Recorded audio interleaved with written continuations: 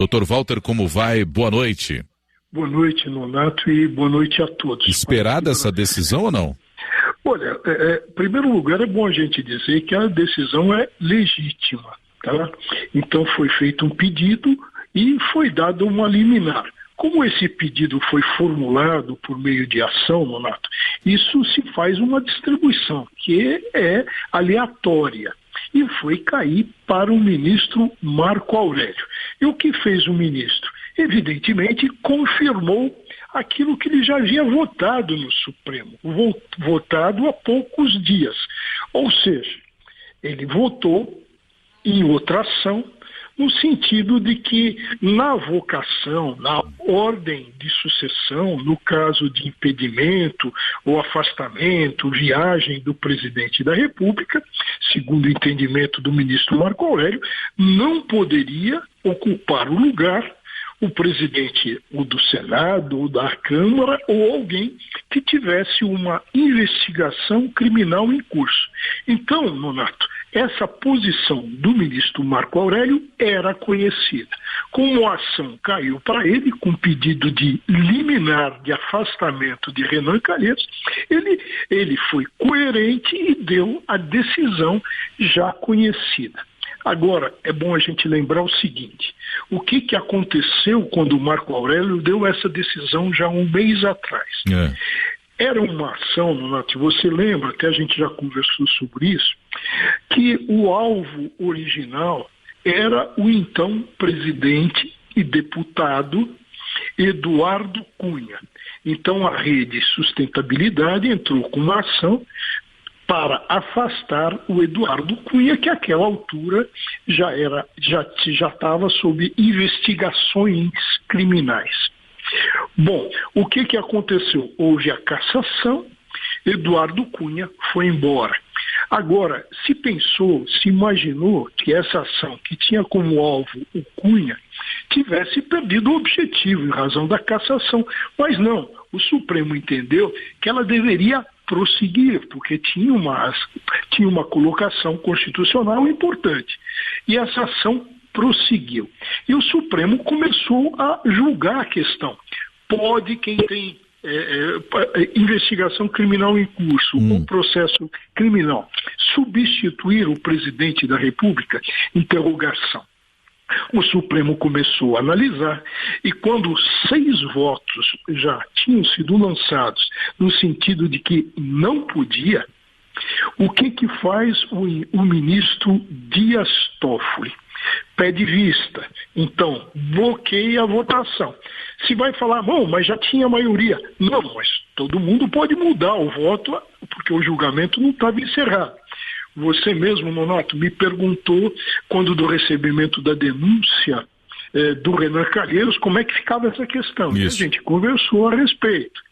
E então, veja, não está decidida, mas nessa ação, que o objetivo original era o afastamento do Eduardo Cunha, o ministro Marco Aurélio já tinha declarado a sua posição, que coincide exatamente, e não poderia ser diferente, com essa da liminar.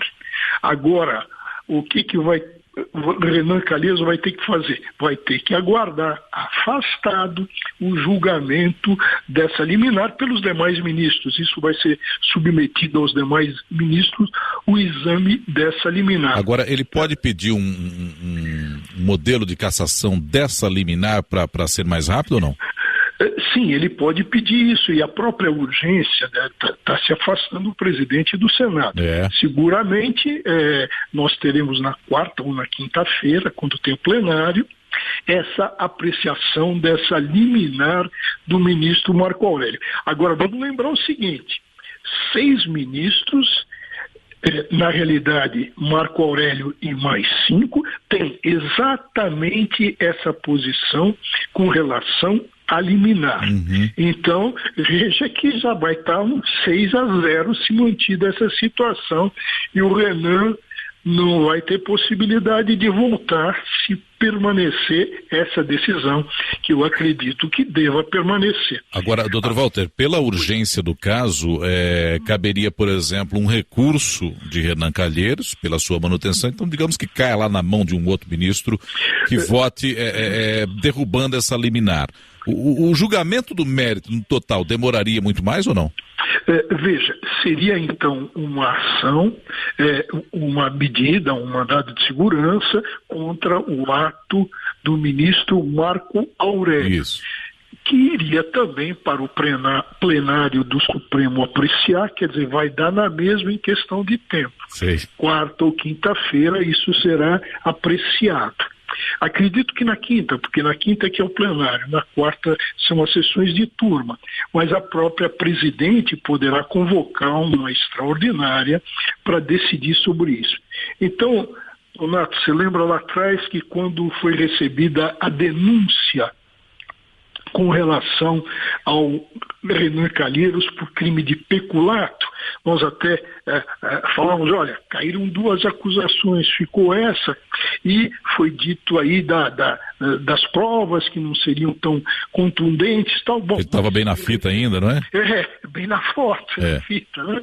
Por quê? Porque se falou em muito indício. Agora a questão não é essa. A questão é que o Supremo já decidiu em receber a denúncia, quer dizer, já existe uma ação penal, já existe um processo penal, onde o Renan Calheiros é réu. A questão toda a focar é na possibilidade, na questão constitucional, da vocação para a sucessão, quer dizer, da ordem, e se é constitucional ou não alguém processado criminalmente ou investigado criminalmente de passar a assumir a presidência da República. Doutor Walter, eu vou pedir para o senhor ficar um pouquinho na linha, que eu tenho a Carolina Martins com informações em Brasília nesse momento. Pois não, Carolina? Alô, Carol? Oi, Nonato. Agora sim, vamos lá, Carolina. Nonato, os líderes da base do governo foram pegos de surpresa com essa decisão do ministro Marco Aurélio de afastar Renan Calheiros da presidência do Senado. Estavam todos reunidos aqui no Palácio do Planalto na reunião de apresentação da PEC e da reforma da Previdência. Na saída dessa reunião, o líder do governo no Senado, o senador Romero Jucá, que é também presidente do PMDB, partido de Renan Calheiros, falou com a imprensa rapidamente, disse que não tinha conhecimento técnico da decisão, mas que garantia que o calendário acertado com líderes e partidos será respeitado independentemente de quem estiver na presidência. Na ausência de Renan Calheiros, quem assume é o primeiro vice-presidente, senador Jorge Viana, do Partido dos Trabalhadores. E ele foi questionado se isso não colocava em xeque o cronograma de votação da PEC do teto de gastos. O segundo turno de votação da PEC está previsto para o dia 13 de dezembro, mas Jucá garante que esse calendário está sim mantido. O que deve sofrer alterações é o projeto de abuso de autoridade que estava pautado para amanhã, mas que o próprio Jucá já admitiu que há uma falta de entendimento sobre alguns temas do projeto e que por isso talvez não seja possível colocar em votação já amanhã no plenário. A gente também conversou com o presidente da Câmara, Rodrigo Maia, mas ele se absteve de comentar, disse que não tinha ainda informações sobre a decisão e preferiu não comentar essa ausência, esse afastamento de Renan Calheiros da presidência do Senado, Nonato.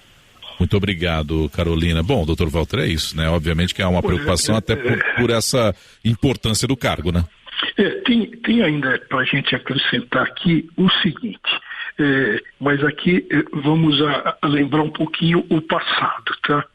Quando estourou o escândalo de que um funcionário da empreiteira Mendes Júnior pagava pensão alimentícia para a filha do Renan Calheiros, filha fora do casamento, e veio o escândalo, o que o Renan fez? Renunciou à presidência do Senado, mergulhou e ficou só como senador. O que eu quero levar com isso é o seguinte: o Renan Calheiros já tinha aconselhado ao Eduardo Cunha a não ficar na linha de frente, a renunciar à presidência da Câmara. E ele, Eduardo Cunha, arrumou todas aquelas brigas e deu no que deu. Então, uma possibilidade é o próprio Renan Calheiros renunciar para tentar esfriar a coisa. E porque essa própria colocação do recebimento da denúncia, de alguma forma, não pegou bem para ele, ainda mais com as manifestações ocorridas ontem. O foco foi a corrupção, mas o Renan Calheiros foi lembrado a cada instante, em cada placa. Esse é um ponto. O segundo ponto que eu iria mais adiante e que já se fala e que certamente vai ser colocado, alguma coisa assim, é que o Renan Calheiros, olhando lá atrás, teve um sério atrito quando do impeachment do Collor de Mello. O Renan Calheiros foi o primeiro a pular do barco, né? E largou o barco Collor de Mello quando ele era um ponto de sustentação. Tá? Agora, no Supremo está o ministro Marco Aurélio de Mello, que foi indicado para o Supremo pelo primo dele, então presidente Collor de Mello. Se tem alguma vinculação ou não, mas o mundo dá voltas, né, Nonato? Agora só para a gente arrematar, né, doutor Walter, dá para a gente também entender, né, o porquê desse afastamento à medida em que nós temos uma pessoa num cargo tão importante envolvido em tantos processos por aí, né? Por isso que eu acho que essa liminar vai ser mantida pelo plenário do Supremo. Veja, vamos lembrar o seguinte, não pegou bem aquela decisão do Dias Toffoli de pedir vista. E mais do que isso, quando do julgamento, do recebimento ou não da denúncia pelo crime de peculato contra o Renan Calheiros, o Dias Toffoli, acho que esqueceu que ele estava portando uma toga de magistrado e fez uma defesa veemente do Renan Calheiros, como se ele não usasse uma toga, mas uma beca de advogado de defesa.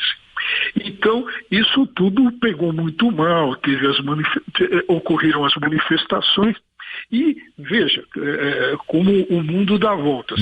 Foi cair exatamente para o ministro Marco Aurélio, que já tinha declarado a sua posição. Então, ele não fez nada de novo, apenas sustentou a sua posição, que é juridicamente defensável e eu acho que vai ser mantida. Doutor Walter, muito obrigado pela avaliação aqui para o nosso ouvinte. Uma boa noite ao senhor, hein? Boa noite, Nonato. Walter Mairovich conversando aqui com o